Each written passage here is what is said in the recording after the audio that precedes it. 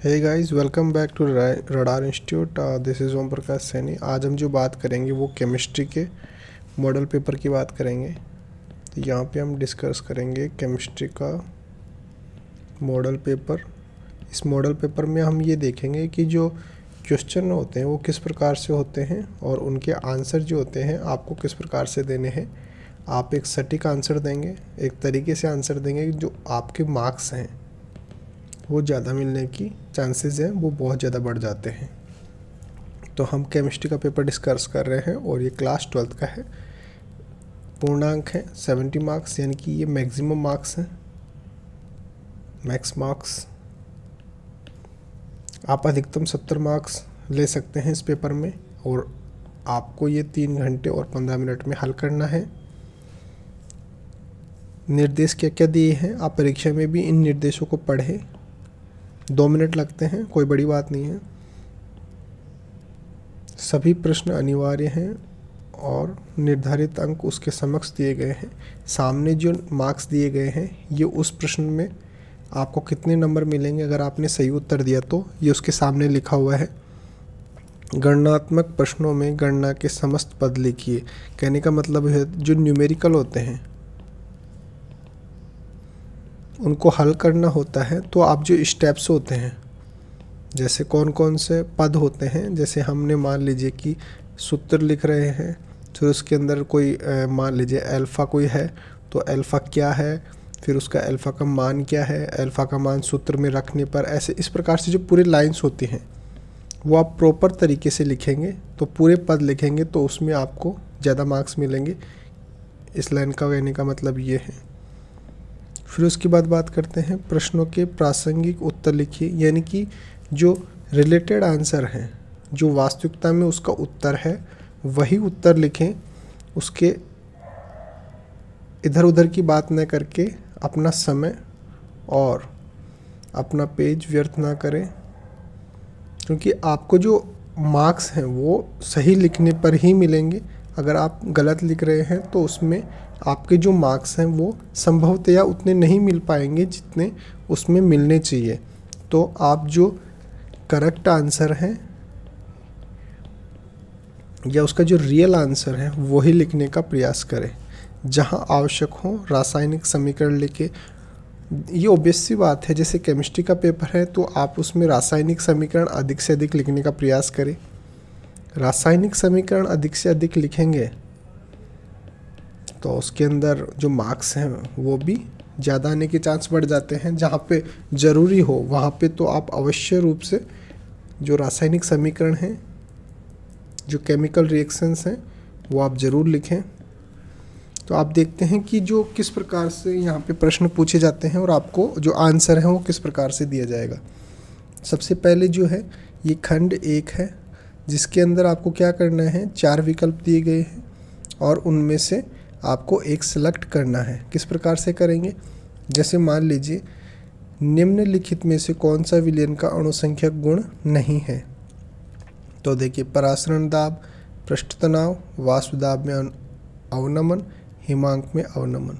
तो जैसे मान लीजिए कि ये इसका करेक्ट आंसर है तो आप इसमें लिखेंगे उत्तर, जैसे पहले कै का उत्तर लिखेंगे फिर ख का उत्तर लिखेंगे। ख का उत्तर लिखेंगे तो उसमें लिखेंगे सेकेंड और फिर पृष्ठ तनाव।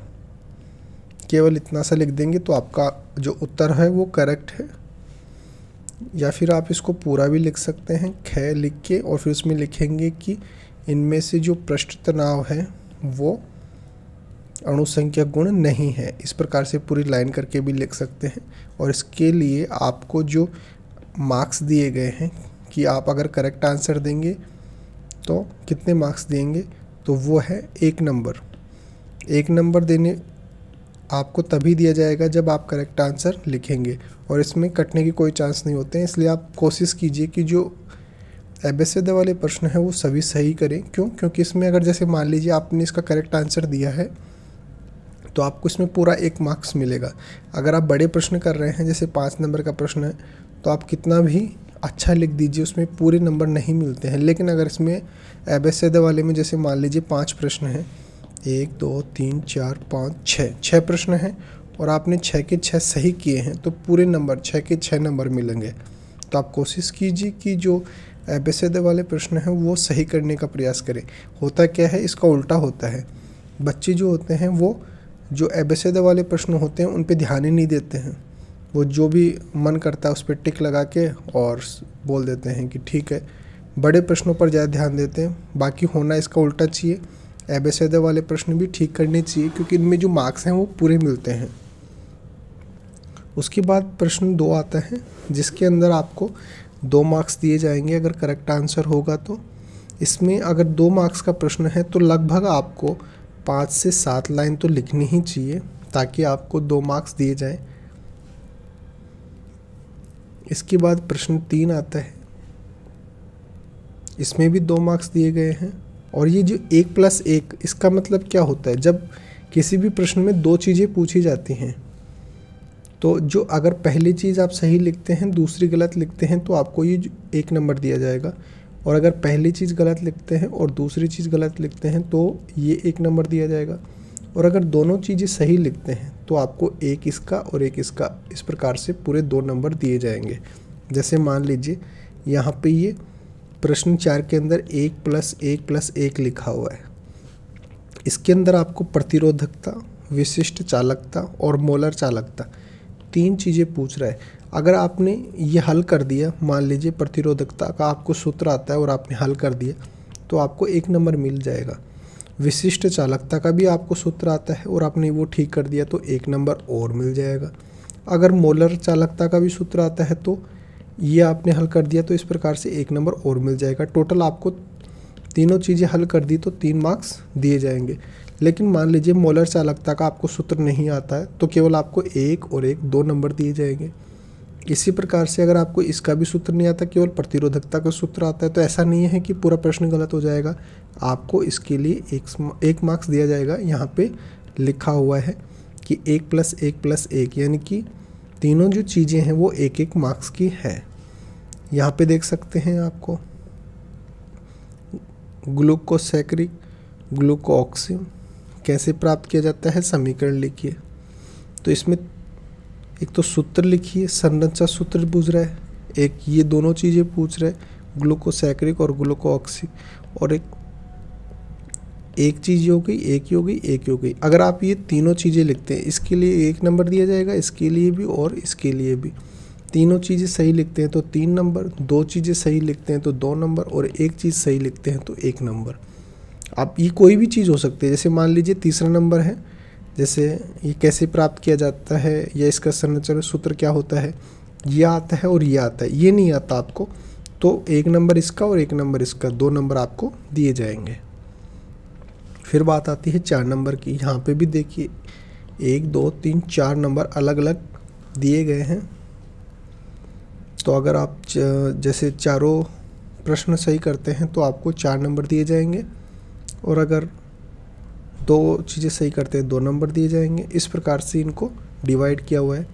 यहाँ पे देखिए गे में देखिए 1 + 1.5 और 1.5 यानी कि 3 और 1 4 नंबर का है। अगर आप पहले चीज़ सही करते हैं, जैसे संक्रमण तत्व किन्हें कहते हैं ये आप लिखते हैं तो आपको 1 नंबर दिया जाएगा।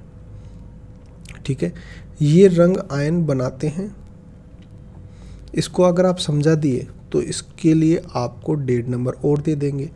ये अंतरकाशी यौगिक बनाते हैं, अगर ये भी आपने समझा दिया तो इसके लिए भी आपको 1.5 नंबर और दिया जाएगा। तो इस प्रकार से इस पूरे प्रश्न के लिए आपको 4 नंबर दिए जाएंगे। मान लेते हैं कि आपको इसकी परिभाषा नहीं आती कि संक्रमण तत्व किसे कहते हैं, लेकिन आपको ये दोनों प्रश्न आते हैं तो आपको 1.5 नंबर इसका और 1.5 नंबर इसका, कुल 3 नंबर दिए जाएंगे। इसका 1 नंबर काट लिया जाएगा। इसी प्रकार से आपको ये आता है, मान लेते हैं इसकी परिभाषा आपको आती है और इसका जो पहला पोर्शन है वो भी आपको आता है। परिभाषा आपको आती है, इसका पहला पोर्शन आपको आता है, तो 1 नंबर तो इसका दे देंगे और 1.5 नंबर इसका दे देंगे। इस प्रकार से आपको 2.5 नंबर दे देंगे और इसका 1.5 नंबर काट लेंगे। इसी प्रकार से यहाँ पे हर जगह पे देखिए डिवाइड किया हुआ है कि आप कौन सा प्रश्न करेंगे तो आपको कितने मार्क्स दिए जाएंगे। यहाँ पे देखिए 5 के 5 डिवाइड किए हुए हैं निम्नलिखित कैसे प्राप्त करेंगे, केवल रासायनिक समीकरण लिखिए। इनकी अगर पांचों की अगर आप रासायनिक समीकरण लिख देते हैं कि ये जो केमिकल हैं वो किस प्रकार से प्राप्त किए जाते हैं रासायनिक समीकरण द्वारा, अगर आप ये लिख देते हैं तो आपको सबके लिए एक एक मार्क्स दिया जाएगा और आपको जो भी नहीं आता उसका 1 मार्क्स काट लिया जाएगा। जैसे मान लीजिए ये आता है, ये आता है, ये आता है, ये आता है, ये नहीं आता है तो आपको 4 नंबर देंगे, 2 नहीं आते हैं तो आपको 3 नंबर देंगे। इस प्रकार से जो मार्क्स होते हैं वो हमारे को केमिस्ट्री के पेपर में मिलते हैं। मिलते हैं अगले पेपर के साथ। Okay, thank you so